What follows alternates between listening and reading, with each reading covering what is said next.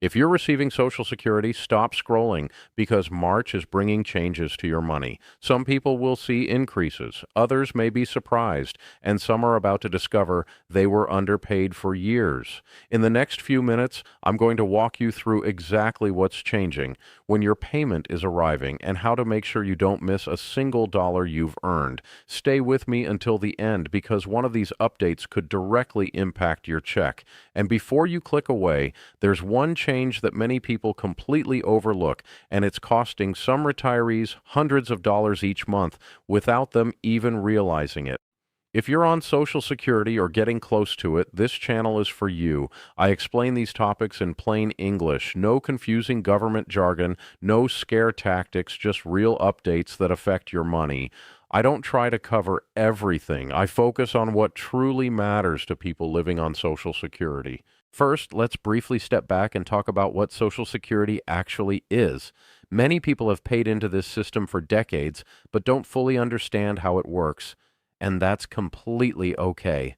That's exactly why we're here.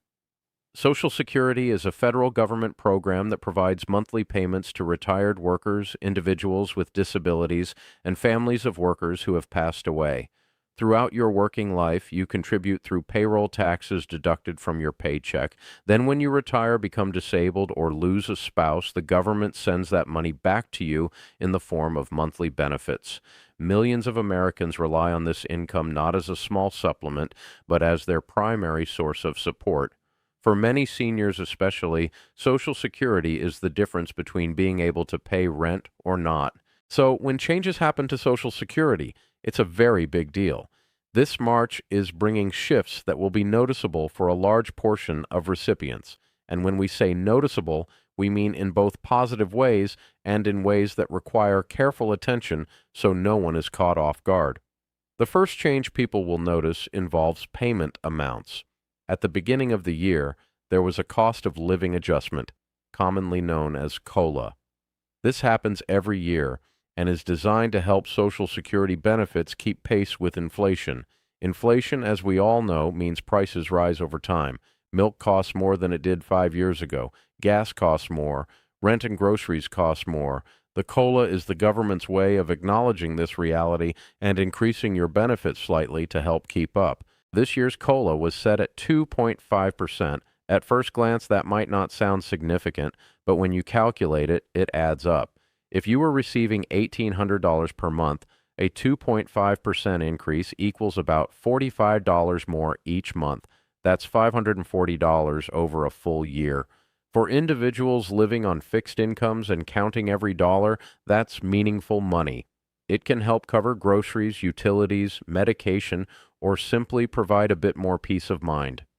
March is when many people are truly starting to feel this adjustment in their daily budgets as the updated amounts have been consistently deposited into bank accounts. However, payment amounts aren't the only thing changing. Let's talk about payment dates, because this is where confusion and sometimes worry can arise. The Social Security Administration does not send everyone their payment on the same day.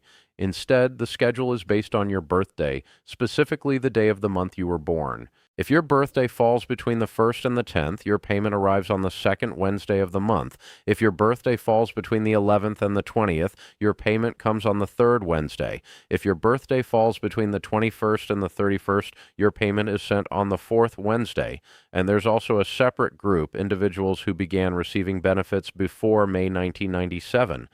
They receive their payments on the third of each month, regardless of their birthday. In practical terms, that means payments are distributed across different Wednesdays in March. Because of this year's calendar layout, those dates may feel slightly different compared to January or February.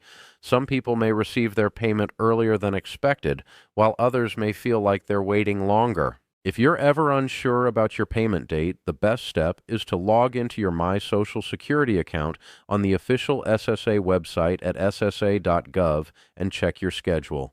The account is free, secure, and provides all your benefit information in one place. Now let's turn to a major topic, the Social Security Fairness Act. This is significant, and if you haven't heard about it yet, you'll want to pay attention. The Social Security Fairness Act has been signed into law. It eliminates two long-standing provisions that many people believed were unfair: the Windfall Elimination Provision, WEP, and the Government Pension Offset, GO. Let's break that down in simple terms. The windfall elimination provision affected individuals who worked in jobs that did not pay into Social Security, such as certain state, local, or government positions, and also worked in jobs that did. Because of WP, their Social Security benefits were reduced, sometimes substantially. The government's reasoning was to prevent what it called a windfall from collecting both a non-Social Security pension and full Social Security benefits. However, critics argued that WEP unfairly penalized hardworking individuals who had earned their benefits through years of contributions. The government pension offset applied specifically to spouses and surviving spouses. If someone received a pension from a non-Social Security government job, the GO could reduce or completely eliminate their spousal or survivor benefit. In some cases, widows and widowers lost their entire survivor benefit. For those relying on that income after losing a spouse, the impact was devastating. With both WE and GO eliminated under the Social Security Fairness Act, millions of people will see benefit increases. Some may see increases of a few hundred per month.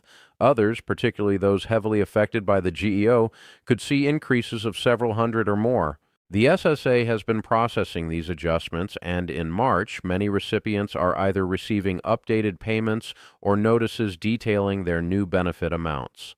If you believe you may be affected, especially if you worked in a government position with a pension and experienced benefit reductions, now is the time to log into your SSA account or contact the SSA directly to confirm your updated amount.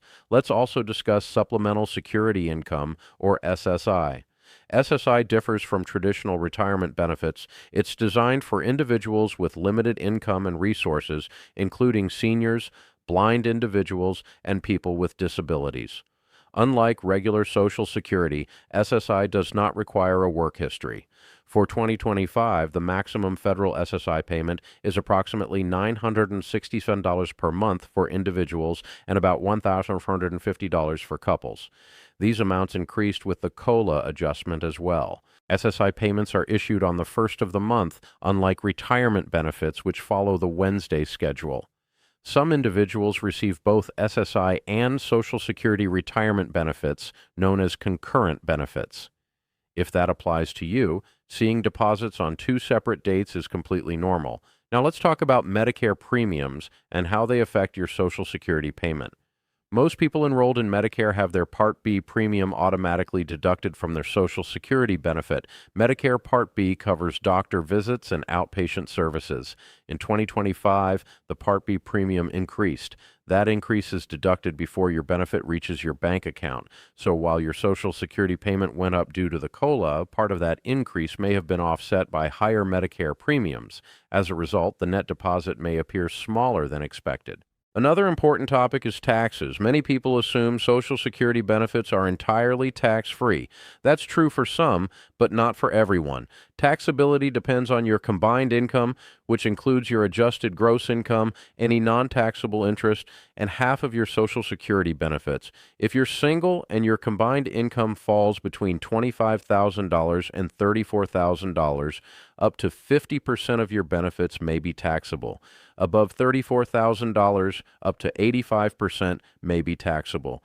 For married couples filing jointly, the thresholds are $32,000 and $44,000. This isn't new, but it's especially relevant during tax season.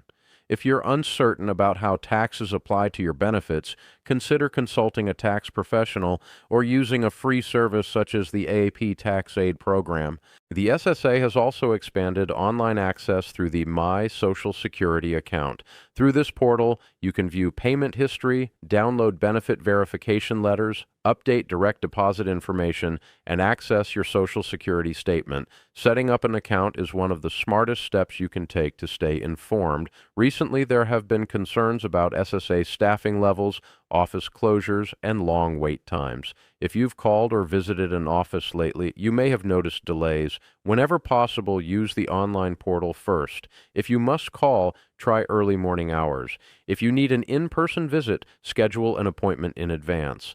Let's briefly address fraud and scams. Whenever major Social Security updates occur, scammers attempt to exploit the situation. You may receive calls, texts, or emails claiming your benefits are changing and requesting personal information. Here's the truth. The SSA will never call unexpectedly demanding your Social Security number. They will never threaten arrest or legal action for immediate payment. They will never request payment through gift cards or wire transfers. If you receive suspicious contact, hang up immediately.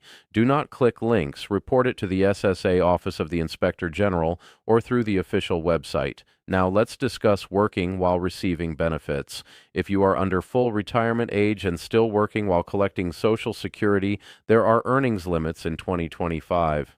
If you're under full retirement age for the entire year, you can earn up to $22,320 without reduction. For every $2 earned above that limit, $1 in benefits will be withheld. Importantly, this money isn't permanently lost. Once you reach full retirement age, the SSA recalculates your benefit and credits you for withheld months, increasing future payments.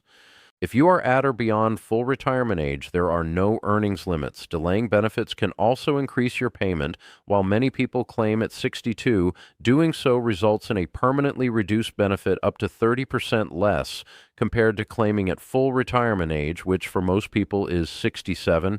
Waiting until age 70 earns delayed retirement credits of 8% per year beyond full retirement age. Over time, that difference can amount to tens of thousands of dollars. There's no universal answer, but it's worth evaluating carefully. As we wrap up, here's the big picture. March is a month of real noticeable change. The 2.5% COLA has increased monthly payments. The Social Security Fairness Act is restoring benefits to millions previously affected by WEP and GO. Payment schedules remain consistent, though March's calendar may make them feel different.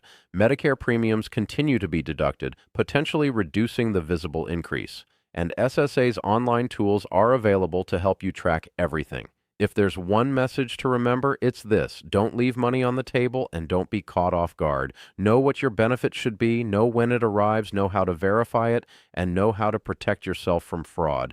Social Security is your money. You earned it. You deserve every dollar. Stay informed. Stay connected to your account. And if anything seems wrong, contact the SSA immediately. Thank you for watching. If this helped you or someone you care about, please share it. This is information every Social Security recipient should know. We'll see you in the next video.